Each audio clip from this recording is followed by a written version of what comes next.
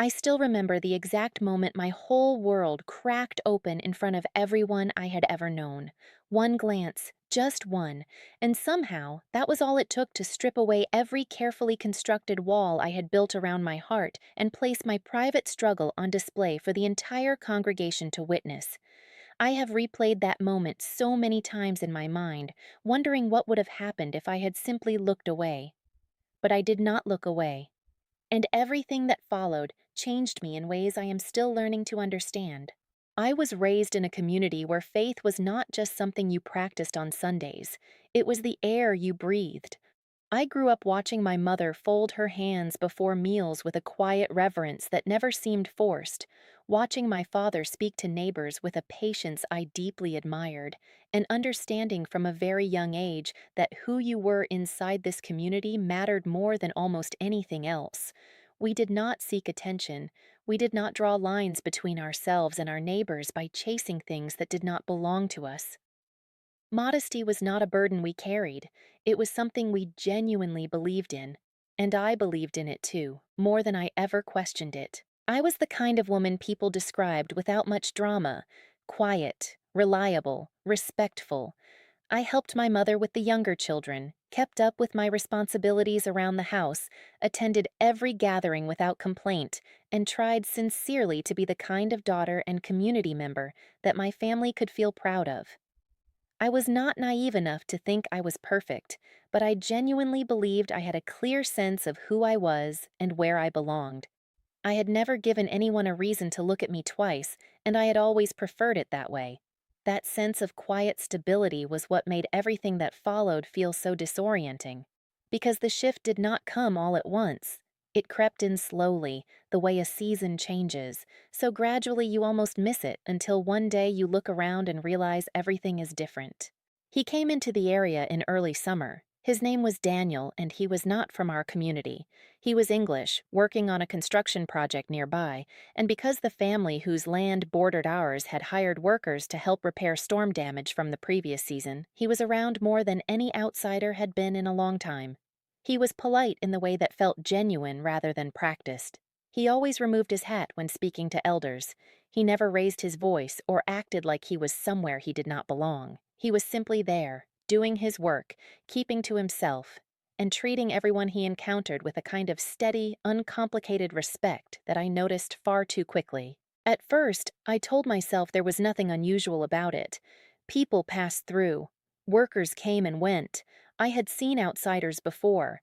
What I had not done was find myself thinking about one of them long after the day was over, and there was no reasonable explanation for why his face kept appearing in my thoughts the moment the house went quiet. I pushed it down. That is what I did first. I pushed it down beneath prayers and chores and scripture and the steady rhythm of daily responsibilities, and for a while it almost worked. We had spoken a handful of times. He had asked me a question about water from the well once.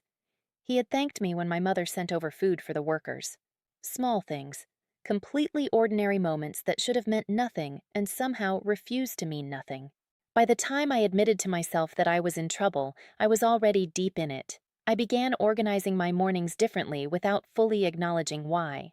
I began standing near windows I had never particularly cared about before. I began listening for sounds outside that might mean the workers had arrived, and then I would feel embarrassed by my own awareness, silently scolding myself and retreating to another room, as if the distance would help.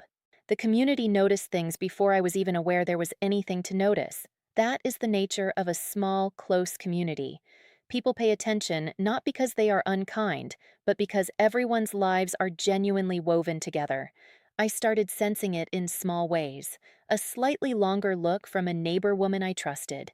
A question from my aunt that seemed casual on the surface but carried something underneath it. I was careful. I was so careful.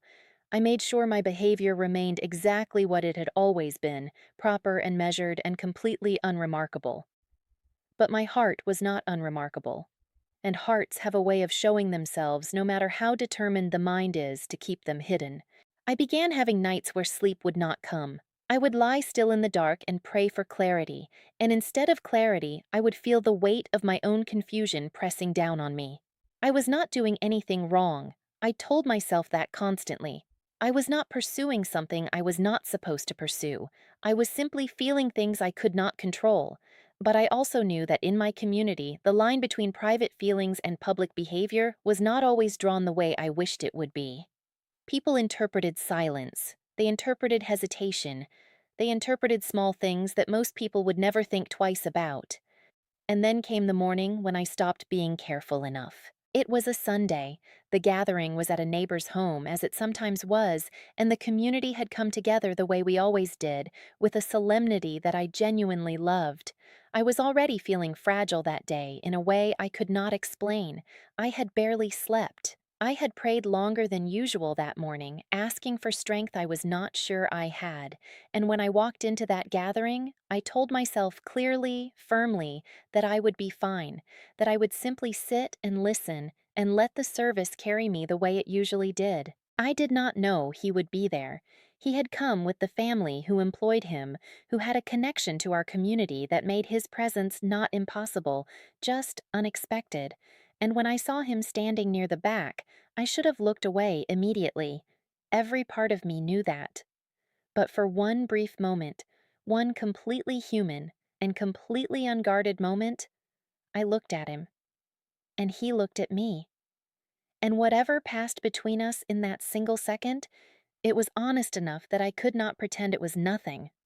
I looked away, immediately, heart pounding, face burning, but it was too late. I felt it before I heard it. That shift in the room, that subtle change in the air that happens when attention moves somewhere it was not supposed to go. And then, in a moment I will never forget for as long as I live, an older woman whose opinion carried tremendous weight in that community spoke loudly enough for several people to hear, addressing my mother directly, making a comment that essentially said what everyone who had been watching apparently already believed: that I had been making my feelings known to this outsider, that it had been going on for some time, that the glance she had just witnessed was proof of what she had suspected. I wanted to disappear. I wanted the floor to open beneath me and take me somewhere far away from every single pair of eyes that slowly turned in my direction. I could feel my mother's stillness beside me, that particular kind of stillness that comes before something very difficult. I could not look at anyone.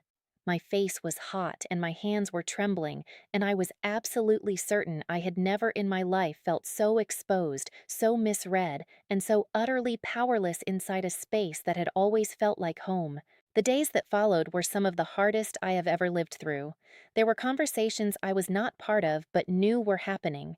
There was a heaviness between me and my mother that had never existed before. I felt like I had been turned inside out and placed in a glass case for everyone to examine. The shame I carried was not just about the glance itself, it was about everything underneath it. The months of hidden feelings, the prayers that had not produced the detachment I had begged for. The fact that something I had worked so hard to keep invisible had apparently been visible all along. I reached a point where I sat alone one evening and finally stopped pretending. I stopped telling myself stories about how harmless my feelings were and how well I had been managing them. Because the truth was, I had not been managing them. I had been hiding them, and there is a profound difference between those two things. Hiding something does not make it smaller, it makes it heavier, and eventually the weight becomes too much to carry quietly. What I decided after that was not easy, but it was honest. I went to my mother first. I did not offer excuses. I did not minimize what had happened. I told her the truth about what I had been feeling, how long I had been feeling it, and how deeply I regretted letting fear drive me toward secrecy instead of toward the kind of openness that might have protected everyone, including myself, from this outcome. My mother was quiet for a long time. And then she said something that undid me completely. She said she had known something was weighing on me for months and had waited for me to trust her with it. She was not angry about the feelings. She was grieved by the silence. That conversation began something in me that I did not expect. It began a kind of healing that the hiding had made impossible. Daniel eventually finished his work and left the area. What had existed between us was never more than a feeling, and feelings without action are not sins, but they are not nothing either, and I had to learn how to hold that truth honestly without collapsing under it. The community, over time, moved on the way communities do. Some people were kinder than I expected. A few never quite looked at me the same way. But I found, to my genuine surprise, that I could live with that. What I could not have lived with was remaining the version of myself who believed that burying emotions was the same as mastering them. What I know now is this: we are not punished for feeling, we are shaped by what we choose to do with what we feel. Shame is only truly dangerous when it forces you underground, when it convinces you that hiding is the same as healing. The humiliation I experienced in that church hurt me deeply, but it also cracked me open in a way that allowed something honest to come through. And I would rather be honest and imperfect than hidden and hollow.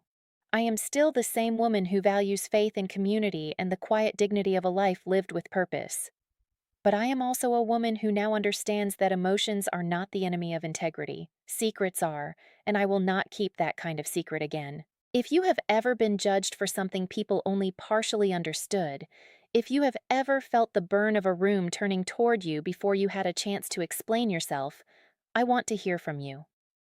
Leave your story in the comments below because you are not alone in this. And if this story touched something in you, please share it with someone who might need to hear that one moment of vulnerability does not have to define an entire life. It can, if you let it, become the beginning of a better one.